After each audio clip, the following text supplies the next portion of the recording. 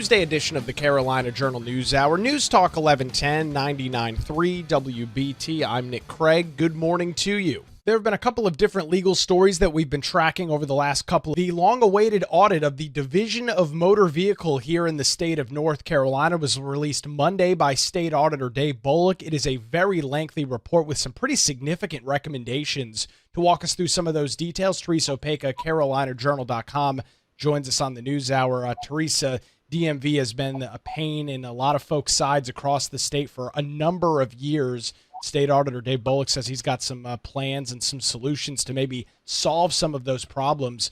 You were at the press conference on Monday. What did you take away from it? Sure. Good morning, Nick. Thanks for having me. So,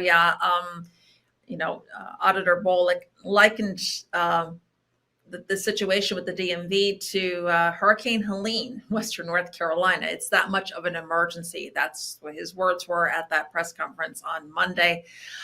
It's things that affect people. They have to take time off from work, from school. He said it's just unnecessary. He mentioned seeing a report in the news yesterday morning where there were people waiting as early as 4 a.m. at the Avant Ferry DMV in Raleigh. And he said, it's just unacceptable. This has got to stop. You need to have a new plan in place. So the audit is 435 pages. They've been working on this for about 6 months. They've had 20 auditors working on it with other people from different universities like NC State, North Carolina State University, the Bryant School of Business and Economics at UNC Greensboro, and a host of others to give those recommendations over a slew of issues that are affecting the DMV. A lot of them we know. Obviously, we talked about the lines that people are waiting in or taking time off of work, but there's some other interesting aspects to this audit as well. I guess we should probably start off with which was one of the more significant recommendations, is that currently DMV sits under the North Carolina DOT, Department of Transportation. State Auditor Dave Bullock made the recommendation and made his case pretty clearly on Monday that the DMV and DOT should no longer be the same agency, and DMV should kind of operate almost completely separately. Teresa, that would be a major change in North Carolina. It would. It definitely would. He said that is the biggest issue, what they found with the audits, the fractured relationship between the DMV and the DOT. The current structure limits the DMV's strategic input. They also should have a budget autonomy, according to Auditor Bullock, and modernization involvement. They're not having enough involvement for, the money that they're taking in. As he said, the DOT needs the DMV, not the other way around, because the DMV currently generates about 30% of the DOT's revenues, but accounts only for about 3% of the expenditures, while lacking sufficient operational authority. So they need to have their own plan. They need to be basically independent of the DOT. And while we have Secretary of Transportation Joey Hopkins and the DMV Commissioner Paul Tyne agreeing with every other recommendation in this audit, separating the two were the only thing they did disagree on. They said that wasn't a thing that was necessary, according to them.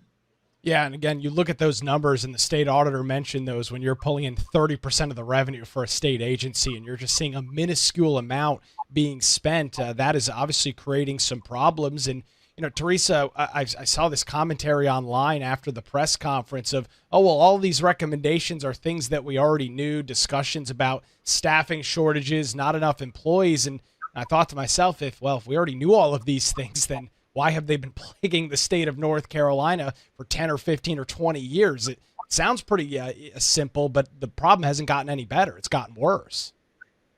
It definitely has gotten worse, especially over the last 5 years. But interesting comment that Auditor Bullock made. He says, what we're seeing is if the government was paying attention to what was going on previously, something would have been done to assist the DMV. And that may have been at the secretary's level where it was stopped, but they didn't go that deep into it. But the fact of the matter is this mess did not happen overnight. I'm using the word mess.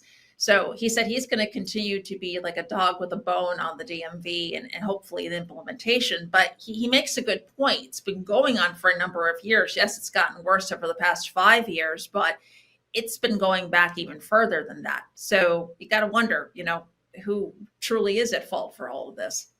One of the interesting metrics that the auditor actually brought forward was that it was taking people over an hour from when they actually checked in to getting their business done. But he made the point and emphasized, Teresa, that did not include a 3, 4, 5, 6, maybe 7-hour wait in a line outside of the building before you got checked in. That's a substantial amount of time. You've got people taking days off of work, not getting paid to get a real ID or stand outside of the DMV. That is not sustainable long term, is it? I wouldn't say it would be. No, absolutely not. Yeah, like you said, that 1 hour 15 minute is from check-in only. That's up 15.5% since 2019. But as you say, it's not accounting for the time in line. And also another really striking statistic. He pointed out, for an example, there's one driver's license examiner for the whole county, Harnett County, for 56,000 people. One. I mean, there was other ones that were low too, but that was a striking figure. I mean, how are you going to possibly handle all of that? One driver's license examiner. So there are other things he looked at. He says he talked about maybe getting pop-up shops. You see those maybe in the mall, Halloween shops that come out, or whatever kind of shop one might be, or even I'll even say a fireworks tent, but something that would actually help maybe spur things along, that people are not waiting in line out in the heat, out in the cold when it's in wintertime, stuff like of that nature. Maybe even giving what he said is he would call a fast pass for, you would go to the license plate agency to get your license quicker for an additional fee. He's thinking of all different things. One thing he noted too, the kiosks that were instituted a couple of years ago really are not living up to what they were expected to be. They're not getting as many customers as they thought. So he thought maybe they should be moved to the license plate agency as well. Yeah, those kiosks are interesting. Those were brought out as a pilot a couple of years ago, but from everything I've read online about them, and I know we've had some coverage over at CarolinaJournal.com, Teresa, they were essentially just a web browser of everything that you could already do on the My DMV website. So there wasn't really a whole lot of additional and added features on those kiosks. So seems like a pretty solid recommendation there from Auditor Bolick. Yeah, and one other thing to note too, you're mentioning about the website, we shouldn't neglect that the outdated technology, which we've heard about before. The mainframe is COBOL. He made another funny comment. I can't think of it now, but it's like a DOS system or an old time system from the 80s, basically an old mainframe that's working on. And he said, another interesting fact, it's not just DMV that's running on that kind of mainframe. It's many government offices across the state. So that's an additional problem to worry about as well. But outdated technology, he said that should be probably, it'll take about 4 to 6 years to implement. He said it could be faster. He said, but the main goal right now is to hire more examiners. The General Assembly appropriated money in their mini budget, which is awaiting action from Governor Stein, but 40 more positions. He says that's a start, but it's definitely not enough. And on the staffing front, I heard something interesting out of the auditor's mouth that I guess inherently I knew, but I didn't really think about, was that these salary positions the salaries for some of these positions, Teresa, need to meet the demands of the areas. He talked about hiring somebody in Raleigh or Charlotte versus somebody in rural Eastern or Western North Carolina. The pay scale should be adjusted to make it so that it's a feasible income depending on the region of the state, which it can vary drastically if you're in or out of a major metropolitan area. Right. Because like you said, the cost of living is so different from Raleigh or Charlotte versus maybe a very rural area and maybe the northeastern part of the state or something of that nature. So yeah, that's another a good point that he brought up as well. Let me ask you this, Teresa. We've seen a lot of different audits of a lot of different state agencies. A lot of times it's unfortunately a rinse and repeat. With this audit from State Auditor Dave Bolick, as you noted, all of the recommendations minus DOT and DMV splitting and no longer being the same agency were noted by the leadership of those two entities. Do we have any idea if there's going to be any movement on any of this stuff? How does this process unfold? The audit is out in public. Everybody can read it and has access to it. What are the next steps here? Yeah, so right now there are a few points that Auditor Bolick said that the Commissioner Tyne and Secretary Hopkins are working on at the moment. So there are a few things that they are implementing and getting in place. He said they're definitely on board with a lot of suggestions, recommendations, as well as Governor Stein. So hopefully there will be some significant movement in this area versus, as you say, other agencies, maybe like hurricane relief out in eastern North Carolina. Well, we see different meetings all the time in the legislature, and nothing really gets done. So hopefully they are working on some of these issues. But like I said, it's not an overnight process. It's not going to be fixed, overnight or in one day, but hopefully they are making some significant and meaningful movement in that direction.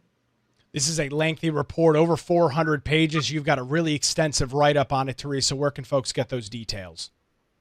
Sure. They can head on over to carolinajournal.com.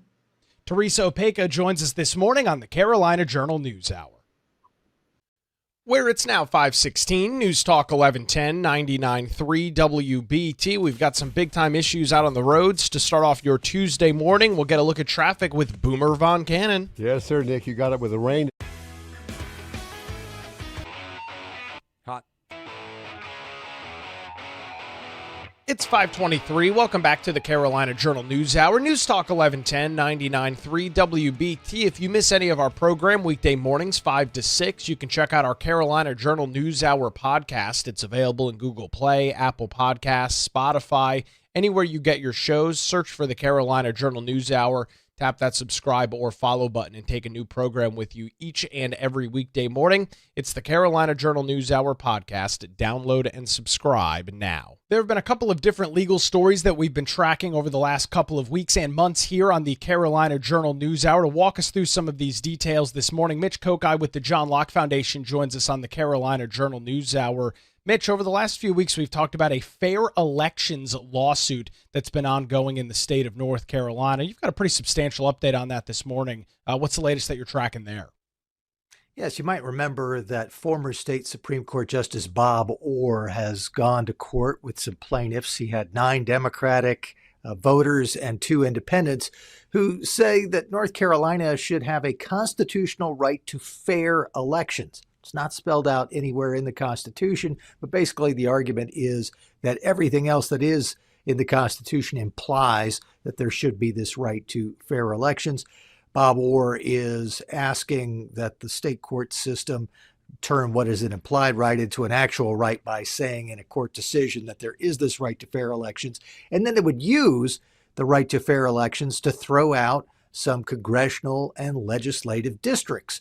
Now, Bob Orr lost unanimously to a 3-judge Superior Court panel on this topic and has taken the case to the Court of Appeals. And the last time you and I spoke, Orr had asked the State Court of Appeals to hold an oral argument as it moves forward with this case. After we spoke, there was another court filing from the Republican legislative leaders who are defending this case, who said, hey, this is improper and it's untimely because the Court of Appeals had already decided not to hold an oral argument. And they said there's no reason to hold an oral argument anyway because everything is fairly clear from what's already been filed in the court briefing. Well, the latest development is that the Court of Appeals said no, there's going to be no oral argument. A 3-judge appellate court panel, all 3 Republicans, coincidentally, are going to consider the case without an oral argument on August 13th, and then presumably at some point afterward will come out with a decision. My suspicion is because there is no oral argument, that could mean that we'll have a fairly quick decision on this. It seems as if the judges have kind of looked at what's been filed, figured they don't need any more information. They'll be able to come out with a decision based on what they've read. So we might have some sort of resolution, at least on the appeals court level, to this case sooner rather than later.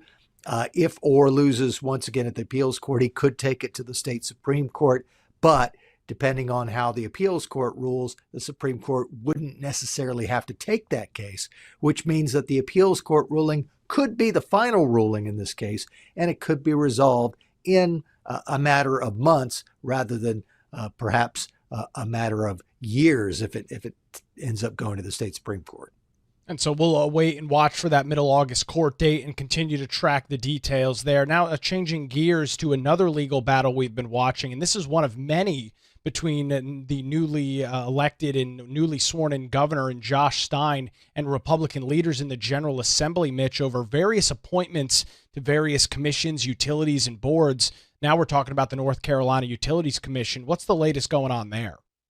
Yeah, this is interesting in that you might remember we spoke about the fact that Governor Josh Stein decided not to appeal a court ruling against him on the appointment of the Highway Patrol Commander. That was one particular lawsuit he filed. He lost at the trial court level and ended up deciding near the deadline not to appeal that ruling. So what the General Assembly did in forcing Stein to keep the current Highway Patrol Commander stays in place. But there was another case involving another suit from Josh Stein where he sued over three different things together. One was filling judicial vacancies.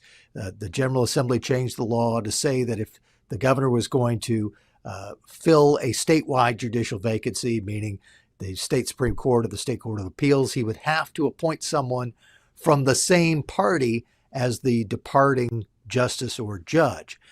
Stein won at the trial court level in that part of the case, and the legislative leaders who were opposing him in this case, they appealed shortly after the ruling, within days. But another piece of that ruling was for legislators and against Stein, and that was on a change to the appointments to the State Utilities Commission. The governor has three appointments. The General Assembly, as part of Senate Bill 382 last year, took one of the governor's appointments away and gave it to the state treasurer. That appointment ends up changing the makeup of the Utilities Commission. Stein had sued over that. He lost at the trial court level. The appointment change actually took place. The appointment went from Stein to the treasurer. Brad Briner appointed Don Vandervaart of the Office of Administrative Hearings, a former state environmental secretary, to be the new member of the Utilities Commission. So that has already taken place, but the governor has decided to appeal that ruling against him. So that now will be at the Court of Appeals, and the court will have to wrestle with two different parts of the same ruling, one in favor of Stein on judicial vacancies, one in favor of the legislators on the Utilities Commission. But that will be working its way through the courts, and one suspects that whoever loses at the Court of Appeals level will appeal to the state Supreme Court, and it could end up being both of them. If the trial court ruling is upheld, both sides might want the state Supreme Court to come in and rule in their favor. Yeah, and again, especially when you look at these appointments, we talked earlier this year about the North Carolina State Board of Elections. Over the last few weeks, there's been some rift between the governor and legislative leaders with a bunch of veto overrides. So we continue to watch that relationship play out. We'll keep our audience up to date with that. We appreciate the update this morning. Mitch Kokai from the John Locke Foundation joins us on the Carolina Journal News Hour, where it's now 5:30, News Talk 1110, 99.3 WBT. We'll get another look at the roadways on your Tuesday morning commute with Boomer Von Cannon. Kind of a rough start for this. Hot. It's 5:37. Welcome back to the Carolina Journal News Hour. News Talk 1110, 99.3 WBT. Continuing our coverage this morning of a long-awaited audit of the North Carolina Division of Motor Vehicles. State Auditor Dave Bolick held a press conference on Monday outlining the more than 435-page audit on DMV, and this is something that State Auditor Dave Bolick said not only did he campaign on, but he's brought it to reality. It's no secret I campaigned on the idea of auditing the DMV.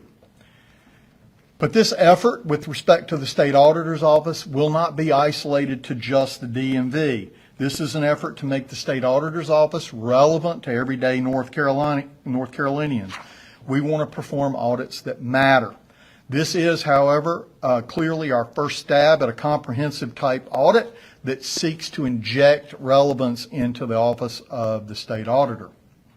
The DMV is the most customer-facing government agency in the state, and if this audit and our efforts do nothing else, folks, if this audit does nothing and falls flat, I will say this in a proud way, that this office has led the effort in shining a light and putting an emphasis on the fact that our DMV needs reform and that action needs to be taken.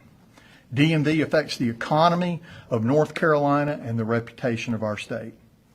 Talking about some of those big time issues and the need for getting some of these audits, these larger scale audits like that of the DMV out to the public. And one of the biggest issues that State Auditor Dave Bolick highlighted and his auditors highlighted in this 435-page report is that there was a huge lack of metrics as it related to the operation of the DMV. One thing to note as an overall issue that our audit found, and that is a lack of detailed and measurably relevant metrics at the DMV. That really should be a headline across the state of North Carolina. I've been in office now 7 months. We started this audit 6 months ago, so this is a 6-month work product. We started the 1st of February with this.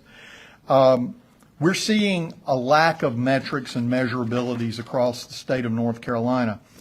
You know, we need measurable data so that managers can know what they're doing right and what they're doing wrong, and so they can look at it and see exactly what needs to be done to move, to use a sports analogy, the ball down the field. And private business uses metrics, and in this day of data analytics and the use of high-speed computers, the state of North Carolina has got to get on board with data analytics and metrics across the state. And when you look at some of the pushes there from State Auditor Dave Bolick talking about how private industry, of course, has embraced a lot of ongoing technology. We just talked about it on the show yesterday morning. The AI pilot program that took place in the Treasurer's office with OpenAI, those are the creators of ChatGPT, attempting to use new forms of technology to continue to move government agencies forward and make things more efficient.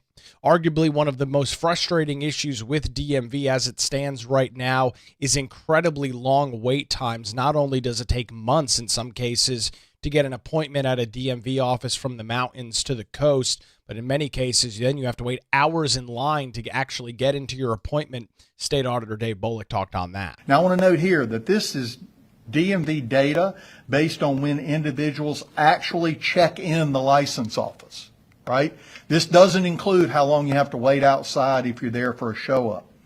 We also found that 13.8% of customer visits exceeded 2.5 hours in the year 2025, which is a 79% increase statewide. We found that 47.5% of driver's license office transactions in fiscal year 2025 were customers not visiting their closest office, and that 14% of rural customers traveled outside of their service area for more than an hour. Over the past 5 years, customer experience has been measurably declining, a trend closely linked to both increased population and persistent structural and governance challenges. The employee experience has diminished as well. Employees, in our talk with them, cited low salary, burnout, security concerns, lack of support, and inadequate training. If you look at salaries, the average salary remains below $50,000 for examiners in both rural and urban areas.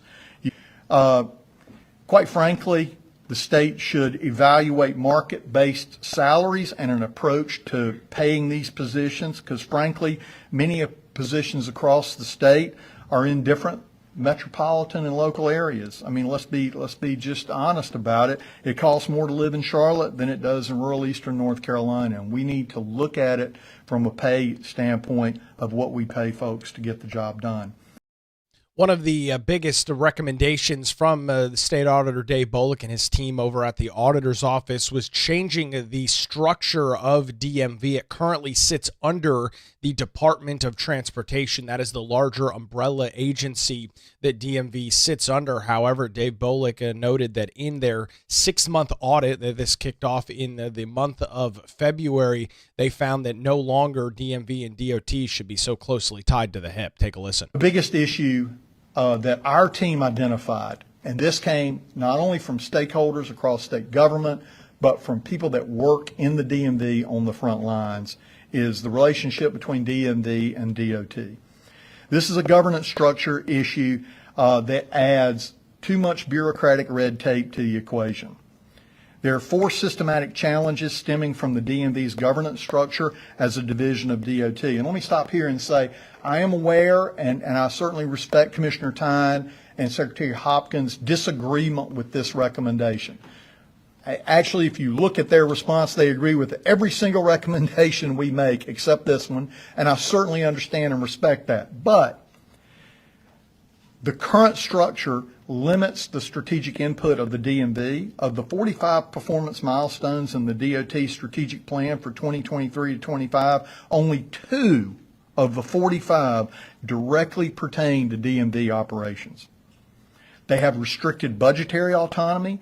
DMV relies on DOT to submit budget requests, but only 31% of DMV staffing requests were included in DOT's budget request. Insufficient performance data. DOT left out DMV customer service satisfaction data in its performance report. Exclusion from key process modernization initiatives. DMV was excluded from planning and procurement phases of improvement efforts led by the DOT.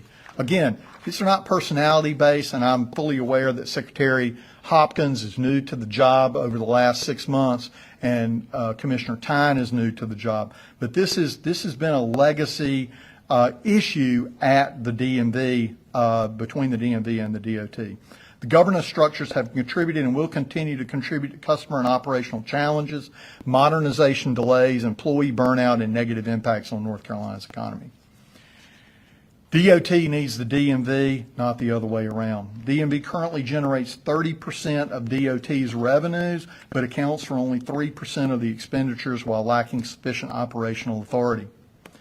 DMV collects more than $3.5 billion each year, which includes $1.3 billion in vehicle taxes. You know, when you go and you get your registration, you pay your tax through the DMV to the county.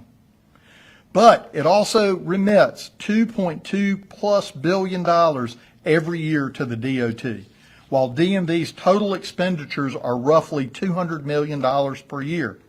You can see page 267 for a detailed analysis of that in the appendix. I would note that the $28 million per year has now been shifted to the State Highway Patrol through license and theft.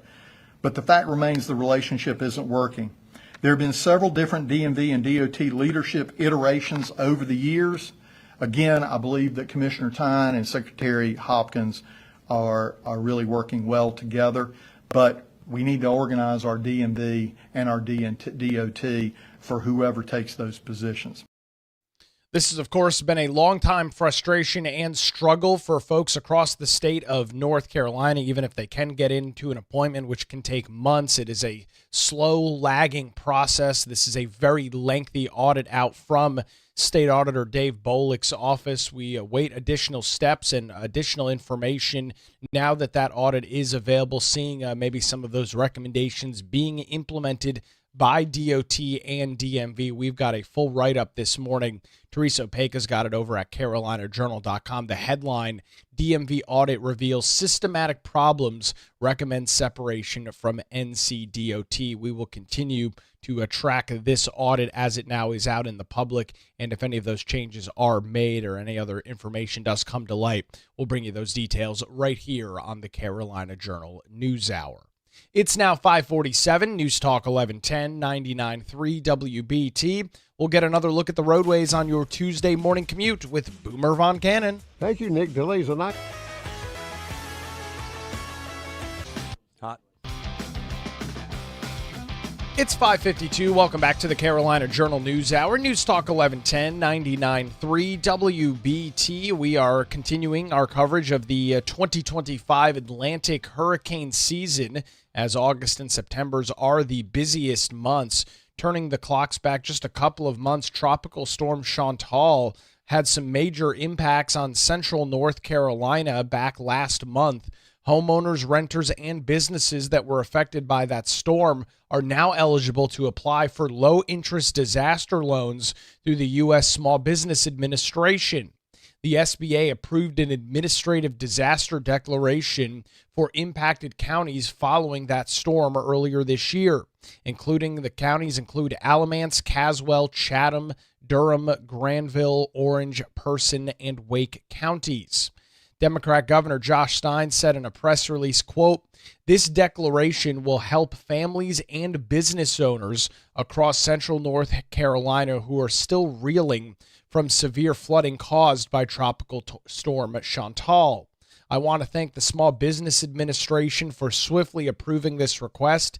North Carolinians are resilient, and we will get through this together." Eligible homeowners and renters may borrow up to $500,000 for repair or reconstruction costs for a primary residence. Loans of up to $100,000 are available to cover expenses related to damaged or destroyed personal property, including clothing, furniture, cars, and appliances.